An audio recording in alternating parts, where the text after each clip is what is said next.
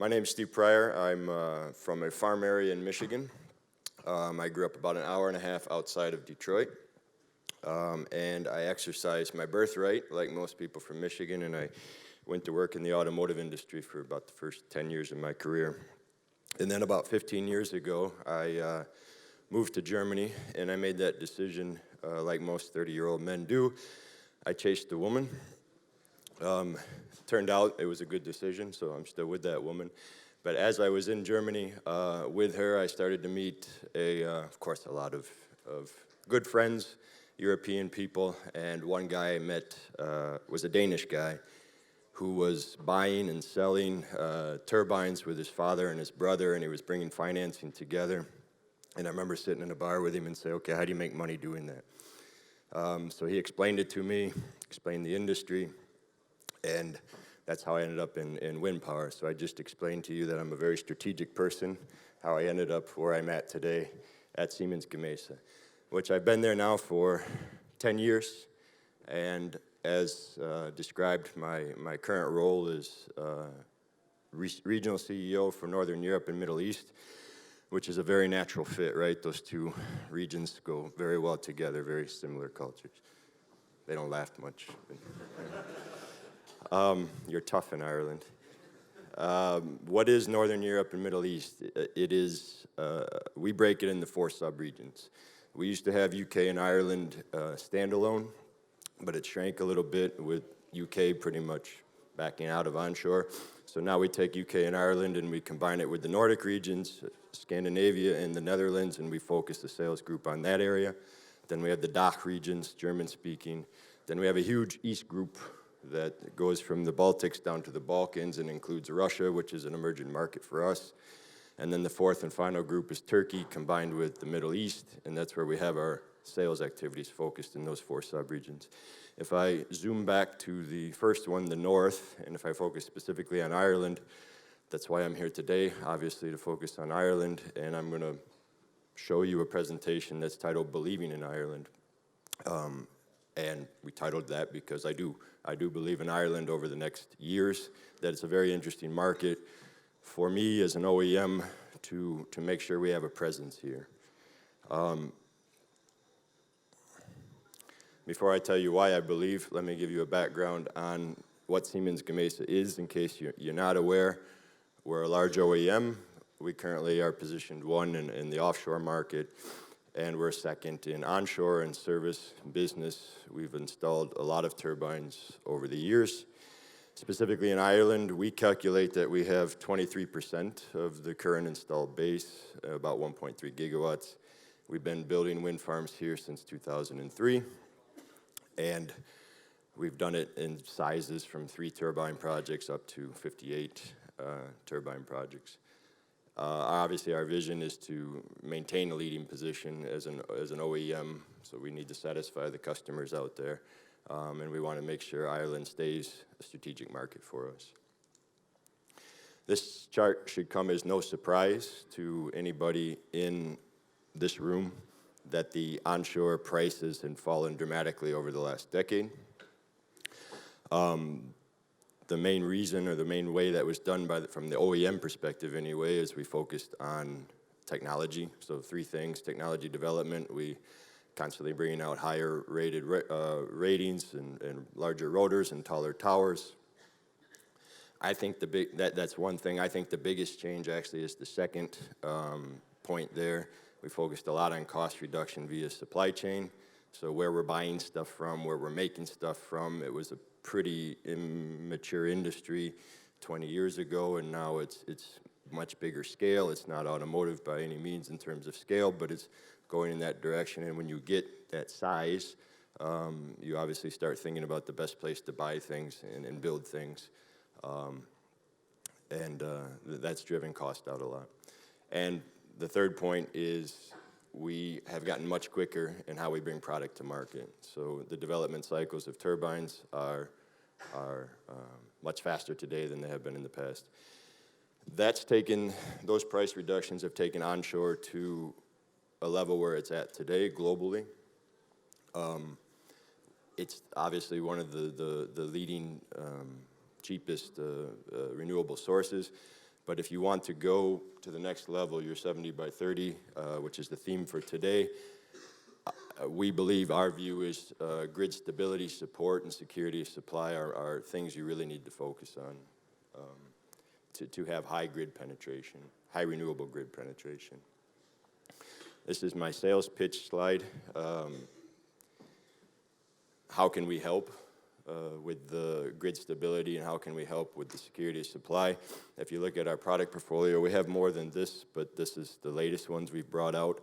This is our Class 1 and Class 2 machines in the 5 megawatt class, 5 up to 6 megawatt class that can support grid security, because we know you have a very tough grid code compliance in Ireland, and we know how to manage that. And these turbines will be capable to meet your grid code requirements. So that's one way. The second way in the middle is the hybrid solutions. So we already do solar, we already do wind as well. That's why we're called Renewable Energy, SiemensGamesa Renewable Energy, and not SiemensGamesa Wind Power. So we have solutions available for hybrid. We can put battery next to solar, next to wind, and we can do the park controllers as well. So those solutions exist today. Is it in the high scale? No, but it is in India for us, but it's not in high scale globally. But I think it's a solution that's needed for grid stability going forward if you're going to get such a high penetration of renewable onto your grid. The third one, or the one all the way on the left, is trying to tackle the storage solution. Of course, this is a big topic, and there's a lot of solutions out there or potential ideas. This is one that we're relatively proud of. We demonstrated a proof of concept this past summer in Hamburg. We call it the ETIS program, Electrical Thermal Energy Storage Solution. This is our storage solution that we'd like to take to market.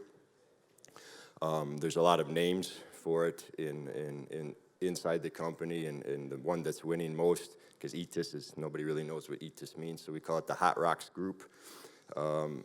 Essentially, it's you take load when you have peak operating conditions, and you run it through a large hairdryer, essentially. So you run the power through resistive heater, you blow some air over it, that air goes into a large chamber, obviously thermally isolated. That chamber is holding volcanic stones. You introduce moisture, you turn it into steam, and then you discharge the steam and you run a steam turbine. So the concept's been proven. We have a demonstrator plant that runs, it works. The idea is to do it in a larger scale, where you do, for example, have maybe a coal plant or a peat plant that has a steam turbine already existing. You don't want to do that technology, that power generation anymore, but you still have the steam turbine. You can replace it with something like the ETIS system. So that's our vision of one way to address the storage solution, which I believe will be necessary to get to a high grid penetration. 70% by 30 is it's a sporty task. It's an impressive goal. When I first read it, I did that. But then I read more and talked a lot more to my sales team here in Ireland, and whether it's achievable or not, I don't think is the question. I think if you can get in that direction, that's already the right thing to do. Getting such a high penetration of renewable, whether it's 70, whether it's 65, whether it's 72, who knows? I don't think the question should be, can you hit it? The question should be, how do you get in that direction? From what I've seen, I believe what I mentioned at the beginning, I think it's possible. But there's obviously barriers, and you're gonna discuss those barriers in great detail today. If I look at those barriers from my OEM perspective, I would say on the first one, local requirements versus global products. What we mean by that is, yes, you're gonna have local requirements. You're gonna have things that you want, but don't force OEMs to design a turbine just for your country. You need to make sure you put requirements on our global product where we can tweak our global product and then sell it here. If you try and make an OEM design a turbine whether in a certain size, one of two things will happen. Either they'll ignore Ireland, or they will design a turbine for you, and there won't be scale behind it, and it'll be very costly, and they'll try and recoup their costs in a decent-sized market, but you'll be standalone, and you're not pooling your your demand with other countries. So don't force local requirements, but don't force it into a specific turbine design. Slow planning and consenting. Don't turn into Germany. I live in Germany, and it's one of our biggest potential markets. It should be a 3 to 4 gigawatt market every year. Right now, they'd be lucky this year if they get 1 gigawatt. And the reason is they switched to an auction system a couple years ago, which is not the wrong thing to do. It's the right. You should move away from feed-in tariffs to auctions and then eventually do what the Nordics is doing, mercantile. But Germany moving from feed-in tariffs to auctions, they got the permitting process wrong. It takes 2 to 3 years by the time I give a quote to the time we start building a project. And why? They have different requirements in every Bundesstaat. They have different requirements in every municipality, in every Dorf. They have different requirements as to what you need to provide in terms of documentation. And of course, Germans love documentation and paperwork, so they all want a lot of it. And it's very confusing on what you need to give them. And it creates this permitting pipeline. There's plenty of projects there, and they're throwing them all into the pipeline, and they're getting stuck there. And out of this big pipeline trickles a few projects. And then they systematically keep their auctions, which 3 times a year, I believe. I'm not sure exactly how often. And the auctions, they don't have enough projects to fill it up, so the auctions are undersubscribed. And what happens when you have undersubscribed auctions? Developers are happy, OEMs are happy because you bid at the ceiling price, and over the last year in the auctions, prices have actually risen in Germany, which is bad for renewable, it's bad for the consumer, good for the developers, and takes pressure off me as well, but it's not the right direction. You need to make sure that if the permitting and consenting process is so slow, it will drag down what you want to do over the next 10 years. Obviously, that goes hand in hand with the next point, the RES system and the state aid clearance. Need clarity on the RES system as soon as possible, and that needs to be cleared. Grid, I'm not going to talk about your grid interconnections because I know very little about it, but that is obviously key. And you need to be able to move power around as necessary, otherwise you won't get such a high level of penetration of renewable. Last point is kind of near and dear to me. Define revenue streams as well for multi-technology power plants. Don't just say wind. What if we have a power plant where we want to do hybrid, we want to put some solar there or battery or whatever? You need clear definitions on how revenue is generated for those technologies. Again, back to the point, we believe in your ability to do that, otherwise I wouldn't be here. And the reason I believe in it is basically summarized here. First one, onshore is the most competitive renewable energy. We know that, and your resources are fantastic here. So the fundamentals are good for onshore in Ireland.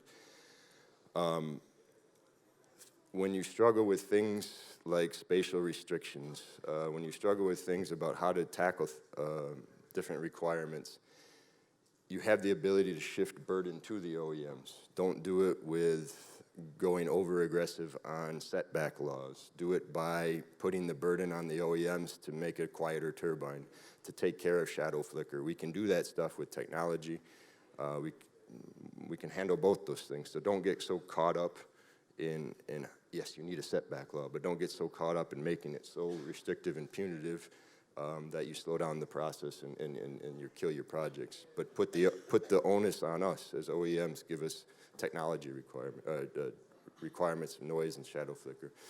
The next couple points, the planning and consenting and details of the RES, well, that's in your hands. That's in the government's control. That's in the IWEA's sphere of influence. So to me, that's check. You can control it. Maybe it's naive to say government can control and speed things through, but okay, I look at it as possible. And the last 2 points in terms of security of supply and storage, those technologies are available today. They need to be developed further, of course, but that shouldn't be the reason that you can't get to high renewable energy penetration. So you need to investigate those solutions, start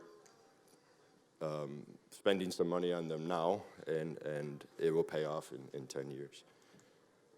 Last point is we like what we do. and we're proud of making turbines. We like to decarbonize the world, so we try and be environmental as well. We have a cool team here in the sales group in Ireland, and they came up with the idea to upcycle some of our tarps that we're using on the Gross Mount wind farm, which is being built now in southern Ireland.